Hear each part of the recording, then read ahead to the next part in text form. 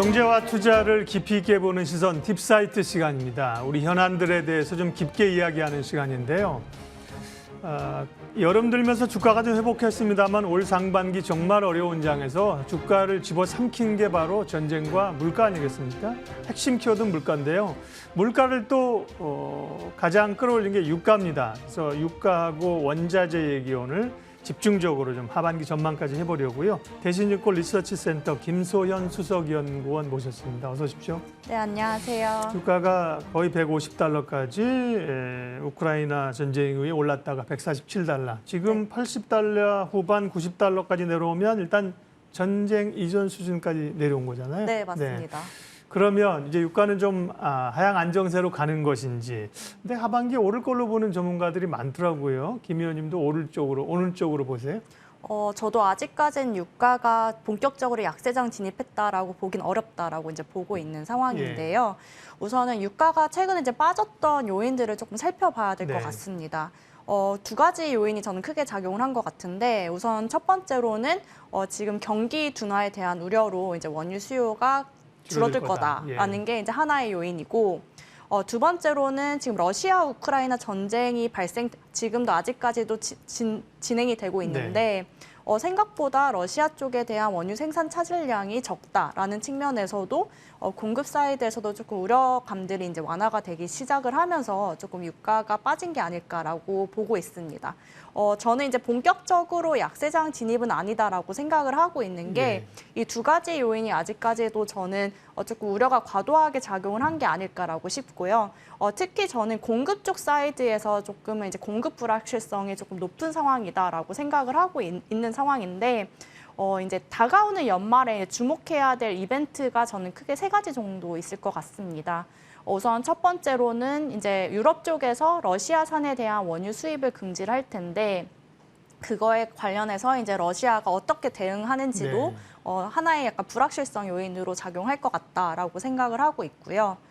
그리고 이제 두 번째로는 이제 미국의 전략 비축유 방출이 종료되는 시점도 조금 불안하다라고 생각을 하고 있습니다. 지금 미국 같은 경우에는 전략 비축유를 이제 대규모로 역사적으로 지금 많이 풀어놓은 상태죠. 네, 맞습니다. 지금도 이제 풀어나가고 있는 상황인데, 이게 10월 달에는 이제 종료가 되거든요. 근데 이게 종료되는 시점이 문제가 아니라 지금 미국 쪽에서도 이제 허리케인이 이제 올 가능성이 큰데, 작년 같은 경우에도 이제 허리케인으로 인해서 이제 공급 차질이 발생을 했고, 실제로 이제 원유 생산이 그 이전 수준으로까지 복구하는 데까지 한 2개월 정도 시간이 소요된 만큼, 만약에 이제 전략 비축유 방출이 이제 멈춘 시점에 허리케인도 도달한다면은 미국 내에서도 조금 공급 차질 이슈가 발생할 수 있지 않을까라는 이슈가 있고요. 그리고 이제 마지막으로는 오펙 쪽도 지금은 조금은 불확실성을 높이는 요인이다라고 생각을 하고 있습니다. 이번 8월 정례 회의에서도 10만 배럴 소폭 증산을 결정을 했는데, 저는 이게 어떻게 보면은 지금 오펙 같은 경우에도 예비 생산 능력이 생각보다 적을 수도 있겠다라는 것으로 이제 판단을 하고 있기 때문에 만약에 조금의 그런 공급 차질 불확실성이 다시 제기가 된다면은 전 언제든지 유가가 다시 위로 뛸 수 있는 그런 가능성이 있지 않을까라고 생각을 하고 있습니다. 그러니까 좀 불안정한 국면이다 이렇게 보시는 겁니다. 네, 맞습니다.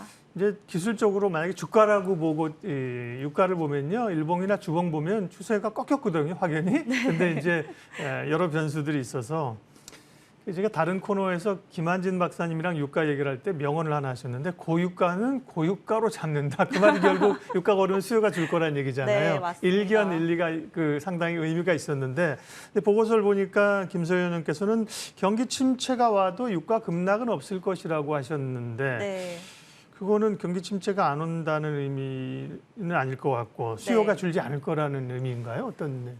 이게 이제 저는 과거의 사례랑 조금은 지금 현재의 국면이 다르다라고 생각을 하고 있는데, 우선 첫 번째로 가장 크게 다른 점이 이제 유럽 쪽에 지금 가스 공급난이 이제 가장 큰 차이점이지 않을까라고 생각을 하고 있습니다. 지금도 이제 유럽 쪽에서는 다가오는 겨울을 대비를 하기 위해서 전략적으로 가스 재고를 이제 비축하려고 하는데, 지금 목표량이 한 가스 같은 경우에는 11월까지 한 80% 정도 채우는 게 목표인데, 아직까지도 한 71% 정도로 하회를 하고 있습니다.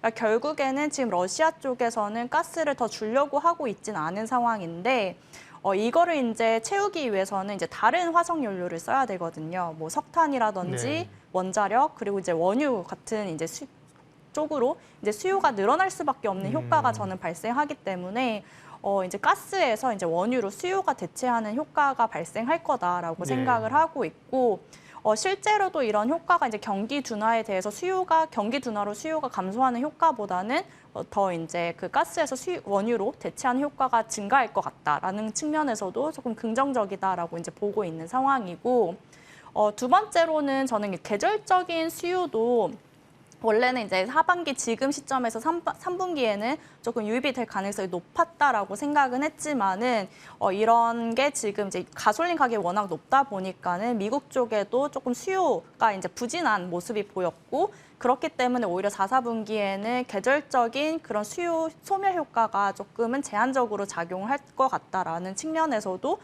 수요에 대한 우려가 지금은 조금 좀 과도하게 작용된 게 아닐까라고 보고 있습니다. 네, 수요가 줄어들 것이라는 전망이 조금 과하다는 말씀이십니다. 네, 맞습니다. 예, 대신증권 김소연 수석연구원과 함께 유가 얘기하고 있습니다. 에너지는 굉장히 중요하죠. 이번에 우리가 깨달았고요. 에너지는 사실은 경제적인 문제이면서 또 정치적인 문제이고 에너지 패권입니다. 에너지 패권. 네, 그래서 맞습니다. 유가 얘기를 먼저 얘기하고 있는데 모두에도 말씀하신 걸 보면 우리가 센치라고 하죠. 뭐 심리적인 것보다 수요와 공급 사이드를 네. 수급에 기초해서 정석적으로 말씀해 주셨는데 공급 사이드를 조금 더 체크해 보면요. 안 좋은 건 알고 이란의 핵합의 복원 기대감, 그다음에 지난번에 바이든 대통령이 자존심국이고 사우디 갔다 왔잖아요. 네. 그죠? 그런 걸로 인한 증산 기대는 제한적이에요?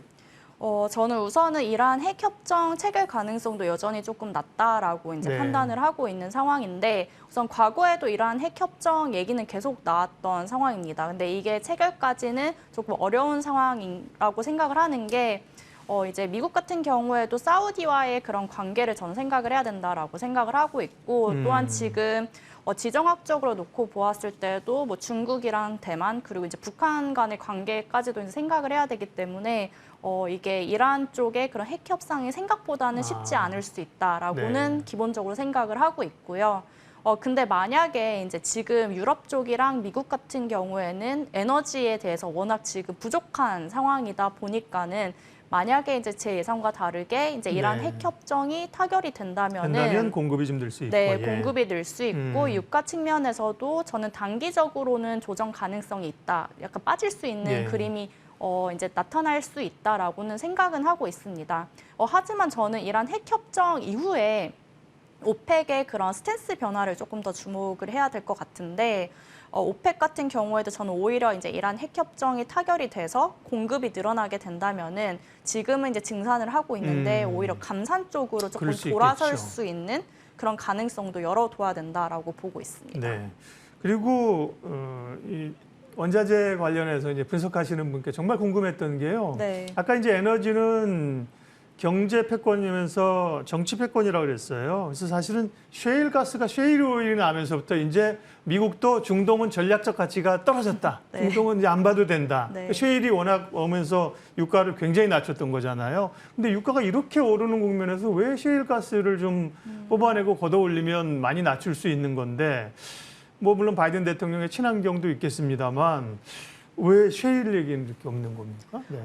지금 셰일이 예. 점진적으로 늘어나는 건 맞는데 네. 과거처럼 이제 유가 수준이 높다고 해서 이제 무차별적으로 이렇게 생산이 늘리는 단계는 아니다라고 이제 보시면 되실 것 같아요. 이제 네. 크게 두 가지 이유가 있을 것 같은데 우선 첫 번째로는 셰일 업체들도 이제 과거에 이제 유가가 높았을 때 실제로 증산을 했고 네. 그에 대응해서 이제 오펙이 치킨 게임을 한 이후로 이제 유가가 떨어졌던 경험이 있다 보니까는 그 교훈을 통해서 이제 다시는 고생을 했던 경험이 있군요. 예. 네, 그렇게 다시는 하지 말자라는 게 첫 번째인 것 같고요. 네. 그리고 이제 두 번째로는 지금 이제 신재생 에너지 그리고 바이든 정부의 그런 규제에 대한 불확실성이 같이 연관되어 있다라고 이제 예. 보고 있습니다.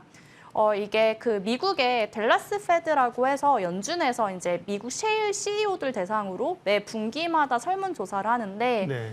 설문조사에 따르면은 지금 증산을 안 하는 이유가 결국에는 이제 투자자의 압력 때문인데 그 투자자 압력이 결국엔 신재생 에너지 그러니까 미래에 결국에는 그 에너지의 산업이 신재생 에너지로 전환이 될 텐데 굳이 지금 캐펙스 투자를 늘려서 이제 생산을 늘리는 것보다는 조금 보수적으로 뭐 약간 부채를 줄인다든지 네. 배당금을 좀 늘리는 형식으로 좀 운영을 하겠다. 이쪽으로 신규 투자를 안 하는군요. 네. 그러다 보니까는 지금 셰일 업체들이 점진적으로 이제 생산은 늘어나고는 있지만은 네. 그게 의미 있을 정도로 이렇게 급격하게 늘어나고 있지는 않다라고 이제 보시면 될 것 같습니다. 어렵네요. 셰일 가스를 뽑아낼 때 말씀드린 것처럼 완전히 게임 체인저라고 얘기를 했거든요. 네. 이제 미국은 셰일을 갖고 있기 때문에 그런데 말씀하신 것처럼 이전에 고생했던 추억 생산비도 또 늘어났다 그러는데 이게 물을 이렇게 주입해 가지고 네. 올리고 이런 거기 때문에 뭐 전반적으로 생산비도 늘었고 신재생에 대한 우려도 있어서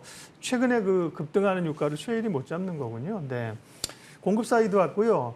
수요 측면에서는 아까도 수요가 많이 줄지는 않을 걸로 얘기를 하셨는데 국제에너지기구도 하반기 원유 수요 전망치를 올렸고 오펙 사무총장 오늘 발언은 당연히 뭐 오펙이야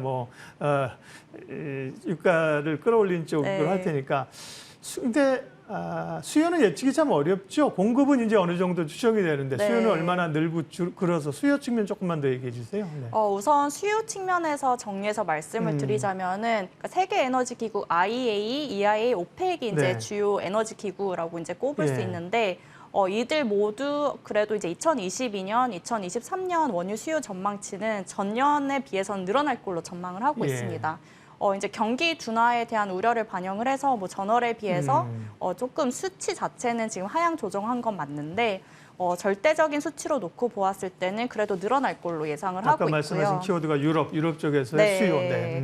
그리고 이제 특히 저는 조금 인상 깊었던 게 이번에 네. IEA 그 말씀드렸던 것처럼 이제 수요 전망치가 상향 조정된 게 조금은 인상 깊었는데 그 이유가 제가 말씀드렸던 그 가스에서 원유로의 수요 대체 효과가 더 클 거다라고 네. 예상을 하고 있더라고요.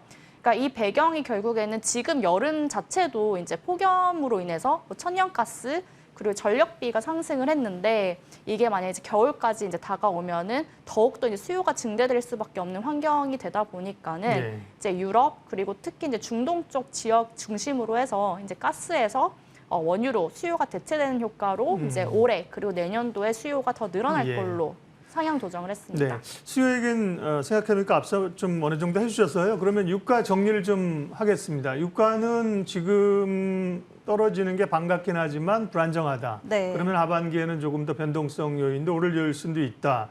그럼 지금은 이제 평균적으로 한 120, 30에서 90달러 선으로 내려왔어요. 네. 그럼 하반기 유가 전체적인 레벨 수준은 어느 정도로 보시는 거예요? 저는 유가 레인지로 놓고 보았을 네. 때는 배럴당 80에서 120달러 정도 선으로 이제 바라보고 있는 상황이고 밴드가 큰데요? 예. 지금 저는 하방선은 조금 네. 막혀 있다라고 생각을 하는데 네. 이제 상방에 대해서는 이제 공급 쪽 불확실성이 워낙 크기 때문에 예. 조금 열어둔 상황이고 그래도 조금 긍정적이라고 이제 볼 수 있는 거는 그래도 어느 정도 고점은 다시 도래할 가능성은 좀 적다라는 측면에서는 네. 그래도 그런 측면에서는 증시 그리고 시장 보시는 분들에겐 긍정적이지 않을까라고 생각을 하고 예, 있습니다. 그러니까 이전에 고점처럼 130, 140, 150 가는 수준까지는 아닐 것이다. 네. 다만 80에서 120의 레인지면 지금 90자더라도 아래쪽으로는 한 10달러지만 위로는 한 30달러가 네, 더 위쪽으로 업사이드, 열려 네. 업사이드가 있기 때문에 위쪽으로 조금 보면서 미리 대응을 하면 좋겠습니다. 예. 에너지 원자재 시장은 굉장히 정말 중요합니다. 앞으로도 전쟁이 나고 지금 물가가 오르기 때문에요. 당분 하반기가 아니라 굉장히 중요한 영향이 될 거고 유가 얘기했고요. 여타 다른 에너지들도 얘기하겠습니다. 천연가스 가격이 지난번에 급등했다 안정하는 것 같다면 다시 지금 치솟고 있고요. 러시아, 가스프롬, 겨울, 유럽, 에너지 대란 이런 게 키워드인데요. 네. 와, 유럽 쪽에 정말 에너지 대란이 하반기에 오는 거예요, 겨울에? 지금 저는 올 가능성이 일단 크다라고 생각을 하고 있고, 네. 이 사태가 더욱더 약간 심각하게 받아들여지는 게 이제 결국엔 지금 여름도 이제 역대급으로 역사적으로 없었던 그런 폭염이 이제 네. 오다 보니까는 원래는 지금 시기에 지금 가스를 이제 비축해둬야 되는데 그게 오히려 소진을 하고 있는 상황이고, 그렇군요. 그리고 러시아 같은 경우에도 지금 가스프롬에 대한 이제 그런 수송 같은 경우에도 줄이고 있는 상황이다 보니까는 상황이 더 악화가 된 게 아닐까라고 생각을 하고 있습니다. 거기에 덧붙여서 더 이슈가 되는 거는 이제 미국 쪽에서 이제 프리포트 지역이 지금 아직까지도 LNG 쪽에 대한 그런 시설 복구가 되지 않은 상황이어서 LNG 쪽에 대한 공급도 조금 늘어나야 되는 상황인데 예. 물리적으로 지금 이제 그 화재로 인해서 이제 시설을 복구하다 보니까는 그런 측면에서도 이제 공급을 조금 제한되는 그런 상황이다 보니까 이제 네. 가스 가격이 많이 올라가고 있다라고 생각을 하고 있고, 저는 향후에 이제 가스 가격을 놓고 보았을 때도 계절적으로 이제 겨울철에 대한 이제 수요가 늘어날 수밖에 없는 국면이기 때문에 지금도 이제 높지만은 이게 그렇게 높은 수준이지만은 이제 네. 그래도 더 업사이드는 열어둬야 된다라고 생각을 하고 있습니다. 전반적인 대응 전략은 뒤쪽에 좀 여쭤볼게요. 그러니까 가스값도 오르겠지만 이제 가스를 석유로 다른 에너지원으로 대체하려고 하는 노력도 굉장히 중요한 네. 포인트시고요. 곡물가는 좀 안정된 거예요. 뭐 곡물가는 안정된 듯하면서 또 기상 이유라든지요. 네. 올해 이제 파종을 못했기 때문에 역시 이쪽도 불확실하다 이런 얘기들을 많이 하던데요. 지금 곡물 가격 같은 경우에도 네. 러시아 우크라이나 전쟁 발생 이전 수준으로 지금 가격이 모두 네, 네. 다 조정이 받은 상황이고요.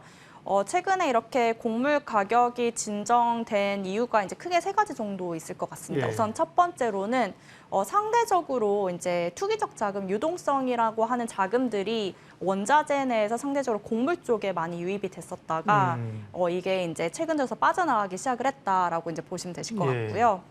두 번째로는 이제 공급 불확실성이 완화가 됐습니다. 우선 이제 러시아 우크라이나에서 이제 전쟁이 발생이 되다 보니까는 이제 해양 쪽으로 흑해 쪽으로 이제 곡물을 운송하는 게 처음에는 막혔다가 네. 최근 들어서 이제 이런 운송들이 다시 재개가 되기 풀렸죠? 시작을 예. 하면서 이제 공급이 늘어나는 사이드. 그리고 마지막으로는 지금이 계절적으로 수확 시즌입니다. 그래서 소맥이랑 옥수수 쪽에서 이제 지금 수확 시즌이다 보니까는 네. 계절적으로는 공급이 늘어나는 시즌이다 보니까 조금 가격이 조금 다운되는 상황인데 저는 우선 지금 펀더멘털한 수급 상황으로 놓고 보았을 때는 소맥 같은 경우에는 여전히 조금 밀가루죠? 소맥, 예, 예. 밀가루는 불안하다라고 생각을 하고 있고요. 이제 미국 농무부에서 발표한 이제 매달 수급 전망 보고서에 따라도 뭐 전년 대비로 했을 때는 소맥의 그 기말 재고가 전년 대비 마이너스 3.26% 감소할 걸로 예상을 하고 있는데 네. 그 말은즉슨 이제 공급이 더 부족한 상황이 이제 더 심화되는 상황이 발생할 걸로 이제 보고 있는 상황이고요. 그러니까 전쟁 자체도 지금 계속해서 장기화되고 있기 때문에 저는 우크라이나 쪽에서의 공급 그리고 이제 물리적인 공급 차질 이슈도 다시 부각될 수 있다라는 점, 그리고 비료 가격 같은 경우에도 여전히 불확실하다라는 상황을 감안을 하면은 네. 곡물 쪽에서는 이제 소맥이 그래도 아직까지는 조금 불안정하지 않을까라고 생각을 하고 있습니다. 말씀하신 밀가루나 이제 콩 이런 거를 이제 식용유 이런 건 주로 옥수수나 콩으로 만드는 모양이에요. 네. 저도 식자재 유통하는 거 알고 얼마 전까지 막 없어서 일단 없어요. 2배인데 없어요 이랬는데 네. 그래서 치킨 값도 오르고 네, 많이 맞습니다. 올랐는데 곡물가격은 떨어졌는데 치킨 값은 왜 안 떨어지는 건가요? 그리고 이제 원자재 얘기할 때 금속 쪽은 옛날에 이제 구리 이런 게 어떤 경기의 어떤 시금석으로서 봤지만 네. 최근에 그것보다 2차 전지 소재로 들어가는 쪽들이 2차 전지 가격에 영향을 미치기 때문에 네. 그런 쪽을 많이 보는 것 같습니다. 구리, 금속이나 2차 전지 소재 쪽은 어떻습니까? 네. 지금 금속 같은 경우에는 조금 나눠서 봐야 된다라고 네. 생각을 하고 있습니다. 우선은 전반적인 금속의 분위기를 보면은 최근에 금속 가격 같은 경우에도 올해 3월 달부터 빠지기 시작을 했다가 최근에 조금 바닥을 잡고 이제 소폭 상승하는 그림이 이제 나타나고 있는데 저는 이게 추세적으로 올라가는 게 아니다라고 생각은 하고 있습니다. 우선 첫 번째로는 중국 쪽에 대한 불확실성이 여전하다라고 생각을 하고 있고 중국의 경우에는 이제 비철금속이 궁극적으로 이제 빠졌던 이유가 이제 중국의 제로 코로나 정책이거든요. 근데 이 제로 코로나 정책이 아직까지도 조금 그것 때문에 저는 수요가 줄었다는 거죠? 네. 그래서 그런 불안정한 상황이 있다라고 생각을 하고 있고 실제로 지금 데이터상으로 놓고 보았을 때도 중국 쪽에 지금 도로교통량 같은 경우에도 줄어들고 있는 상황이어서 아직까지 코로나로부터 약간 완전히 풀렸다라고 보기는 어렵다라는 측면에서도 조금 중국 쪽에 대한 불확실성이 있다라고 생각을 하고 있고요. 두 번째로는 경기 부양 정책에 대한 효과가 과거만큼은 발생할 것 같지 않다라는 게 키입니다. 과거에도 보면은 이제 중국 쪽에 대한 이제 경기 부양 정책들이 결국에 뭐 부동산이라든지 인프라 투자로 이어졌고 이게 이제 결국에는 그 수요단에서 이제 많이 들어가는 뭐 철광석이라든지 비철금속 쪽에 대한 수요가 이제 늘어나는 효과가 발생을 했는데 그런 효과가 이제 과거만큼 그 절대적인 레벨이 커질까라는 것도 이제 불확실한 상황이고 특히 이제 그걸 볼 수 있는 데이터가 이제 최근에 중국 쪽 원자재 수입량을 보면은 또 아직까지도 중국의 수요가 불안정하다라고 이제 볼 수 있을 것 같습니다. 죄송합니다. 그 뒤에 결론을 좀 들어야 돼서요. 네. 그 2차전지 얘기는 소재 얘기는 그 정도. 왜냐하면 이제 우리가 마무리를 해야 되니까 지금 쭉 말씀 들으면서 원자재 가격 하락세이긴 하지만 대체로 공통된 단어가 불안정하다. 네, 맞습니다. 투자자 입장에서는 원자재나 이런 에너지 시장의 변화를 가지고 하반기에 어떤 좀 인사이트나 전략이 있을 수 있을까요? 저는 하반기에 원자재 시장을 정리를 하자고 보면은 그래도 키워드는 러시아 우크라이나 전쟁이지 않을까라고 생각을 하고 있습니다. 원자재 쪽에서도 저는 조금 가격 업사이드가 높다라고 생각하는 원자재의 경우에는 결국엔 러시아의 그 노출도가 많은 뭐 천연가스라든지 원유라든지 이런 화석연료 쪽에 대한 쪽이 더 이제 올라갈 수 있다라고 생각을 하고 있고 또 농산물 쪽에서도 소맥의 경우에도 결국에는 러시아 우크라이나에 대한 그런 노출도가 큰 원자재이기 때문에 여전히 전쟁 그리고 신냉전 체제가 발생하는 한 그런 쪽에 공급 쪽 사이드가 불안한 요인들은 그래도 체크를 계속해야 되지 않을까라고 보고 있습니다. 네. 계속해서 이제 불안정이라는 말씀하시니까 원자재는 어쨌든 간에 이렇게 안정적으로 하방보다는 위로 갈 업사이드가 열려있다. 그렇지만 지난번 말씀하신 것처럼 원자재에 직접 투자해서 뭐 이렇게 수익 내기는 좀 어려운 것 같고 결국은 지금 말씀하신 걸 보면서 섹터별, 종목별로 투자를 하시면 좋은 성과가 있을 것 같습니다. 예, 오늘 팁사이트 유가와 함께 원자재 시장 하반기 전망했습니다. 대신증권 리서치센터 김소연 수석연구원 함께했습니다. 고맙습니다. 감사합니다.